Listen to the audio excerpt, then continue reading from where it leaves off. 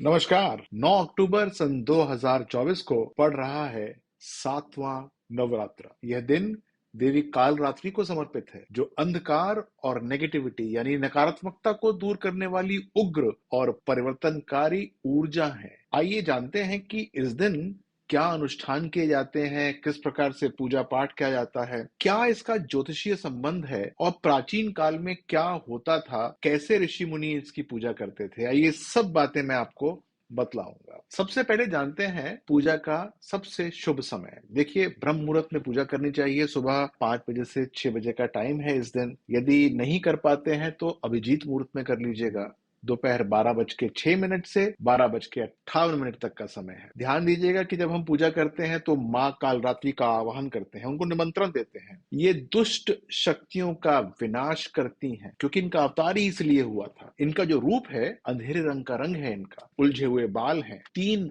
आंखें हैं इनकी, गधे की सवारी करती हैं ये। लेकिन साहस, मुक्ति और आंतरिक शक्ति का ये प्रतीक है माँ। देखिए, जब आप माँ कालरात्रि की पूजा करते हैं, उनका अनुष्ठान करते हैं, तो जो भी भक्त ये काम करता है उसको साहस मिलता है। और सबसे बड़ी बात यह है कि जो नकारात्मक ऊर्जा होती है, इसको नेगेटिविटी बोलते हैं, उससे मुक्ति प्रदान हो जाती है। बहुत लोग आजकल कहते हैं कि हमको डिप्रेशन है, बहुत लोग कहते हैं कि हमको एंजाइटी है, लोग न जाने कितनी कितनी दवाइयां खाते हैं। इस दिन पूजा करने से ये जो नेगेटिविटी होती है ये समाप्त होती है, डिप्रेसिव टेंडेंसीज समाप्त होती हैं। कुंडली के अंदर शनि यदि चंद्रमा को परेशान कर रहा है और डिप्रेसिव टेंडेंसीज दे रहा है, तो इस दिन माँ कालरात्रि का अनुष्ठान अवश्य कीजिएगा। ध्यान दीजिएगा कि जब पूजा करें तो काले कपड़े पहन के मत कीजिएगा, सफेद कपड़े पहन के कीजिएगा, जो कि शांति और पवित्रता का प्रतीक होता है। सफेद फूलों को ही अर्पण कीजिएगा माँ को। ध्यान दीजिएगा कि सफेद फूल जो होते हैं वो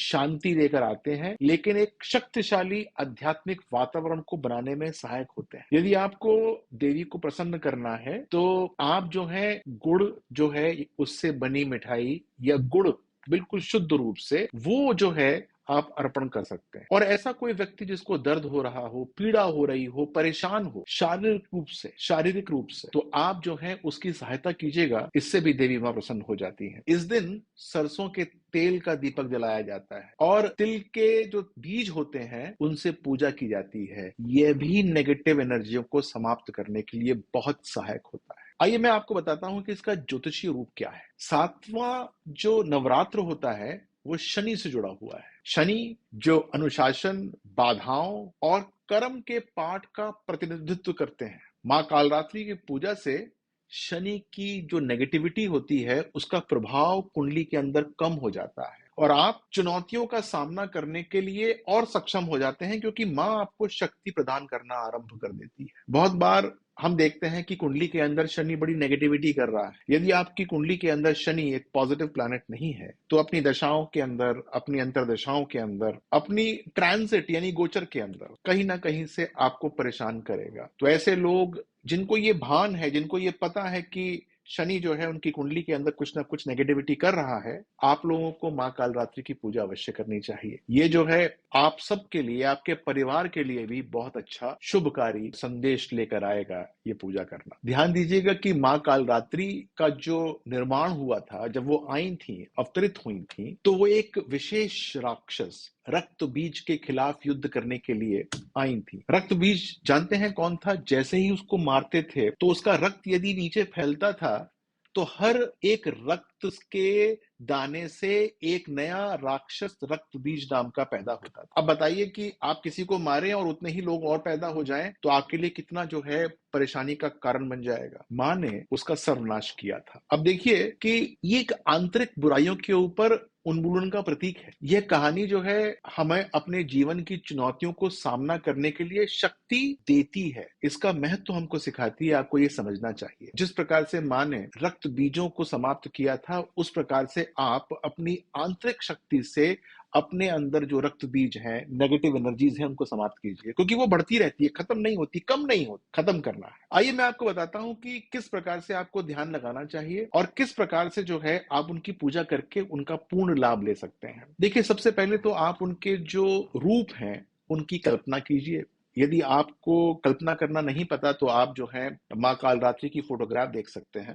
गूगल कर लीजिएगा, पता लग जाएगा। और उनका मंत्र ओम देवी कालरात्रै नमः। अब मन को जो है वो आप एक बार अपनी आंखों को बंद कीजिएगा, मूंदिएगा और इस मंत्र का जाप 108 बार कीजिएगा, कम से कम एक माला। और फिर बीच में आप जब ध्यान करेंगे तो उनके रूप का ध्यान कीजिएगा। आपको बहुत अदम्य साहस मिलेगा और नेगेटिविटी जाती रहेगी, इस बात की मैं आपको गारंटी देता हूं। ध्यान दीजिएगा कि वातावरण साफ होना चाहिए जहां आप पूजा करते हैं, और सफेद फूल, सरसों का तेल, गुड़ की मिठाई या शुद्ध गुड़, ये सब जो है आपके साथ होना चाहिए।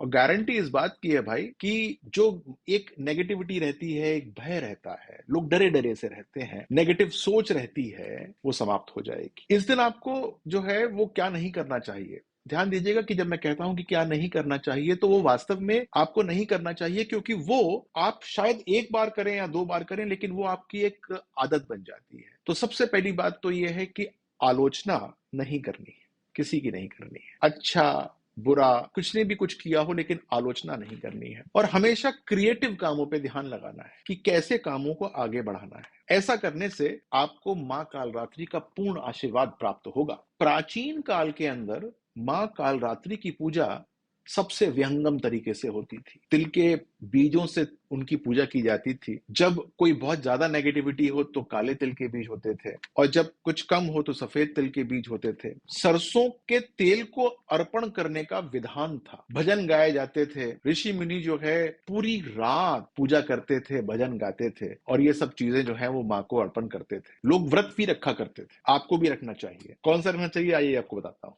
आप जो है उस दिन जल और फल का व्रत कर सकते हैं, लेकिन ध्यान दीजिएगा कि फल के अंदर लाल फल सम्मिलित होना चाहिए, चाहे सेब हो। ध्यान दीजिएगा कि शाम को जब आप आहार करेंगे तो वो बना होना चाहिए शुद्ध सरसों के तेल में। व्रत पूरे दिन होना चाहिए। ये आपकी एक आंतरिक शुद्धि भी होती है और भय पर काबू पाने का एक तरीका भी होता है। इस दिन पौधा लगाने का भी विधान है। यदि आपने पहले लगाया हो तो इस दिन जो है उसको अच्छे से सींच लीजिएगा, खाद डाल दीजिएगा, गुड़हल का पौधा। जी हाँ। और अच्छी बात यह है कि यदि आपके पड़ोसी के घर में ना लगा हो तो उसके घर में भी एक आपको गमले के अंदर लगा के दे देना चाहिए। इससे आप लोगों के बीच में एक पॉजिटिविटी आ जाती है। शक्ति, साहस, सुरक्षा, ये सब जो है आप फील करना शुरू कर देंगे। ये पौधा जो है वातावरण को शुद्ध करता है और देवी की उग्र ऊर्जा का प्रतीक भी है ये। जी हाँ, उग्र ऊर्जा का प्रतीक। घर के वातावरण को भी शुद्ध बनाना चाहिए। जब आप माँ कालरात्रि का आवाहन करते हैं, पूजा करना शुरू करते हैं, उस समय से लेके जब तक आप व्रत खोलते हैं अपना, उस समय जो है घर के अंदर चंदन की सुगंध आनी चाहिए। अब चंदन की सुगंध के लिए अगरबत्ती और कपूर का उपयोग कर सकते हैं। इसको करना भूलिएगा मत। घर के अंदर लगातार हल्की हल्की मंद मंद खुशबू आनी चाहिए।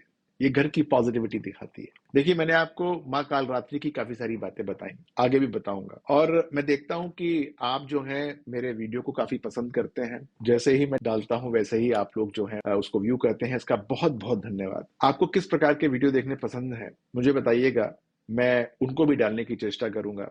ज्योतिष या फिर अपने फेस्टिवल्स, त्योहार, तीज जो आप बताएंगे मैं उस पर डालूंगा। इस वीडियो के संबंध में आपका कोई भी प्रश्न हो तो आप मुझसे वो पूछ सकते हैं, मैं उसका भी उत्तर आपको दूंगा। आप देखिए, जो पुराने आपने वीडियो डाले हुए हैं उसमें जो भी आपका प्रश्न होता है मैं उसको आंसर करने की चेष्टा करता हूँ। और हाँ, इन वीडियोस को आपस में जोड़ के भी देखिएगा, बाद में भी आपके काम आएंगे। क्योंकि ये एक ऐसी चीज है कि आज आपने पूजा की तो ऐसा नहीं है कि आपको रिजल्ट जो है वो आज ही के लिए चाहिए, आगे भी चाहिए। तो किस प्रकार से हमको आगे भी इसको कैरी फॉरवर्ड करना है, ये भी समझना बहुत इंपॉर्टेंट होता है। आपकी सारी की सारी बाधाएं दूर हो जाएं, आपके अंदर एक आंतरिक परिवर्तन आ जाए, आपको मां कालरात्रि का पूर्ण आशीर्वाद प्राप्त हो, आप अधिक से अधिक आध्यात्मिक हो जाएं और ज्योतिष का पूर्ण लाभ ले पाए, ऐसी ही कामना मैं आपसे करता हूं। इसके लिए आप लाइक करें, सब्सक्राइब करें, शेयर करें। मां कालरात्रि आपको शक्ति, ज्ञान और सुरक्षा का आशीर्वाद दे। जय माता दी।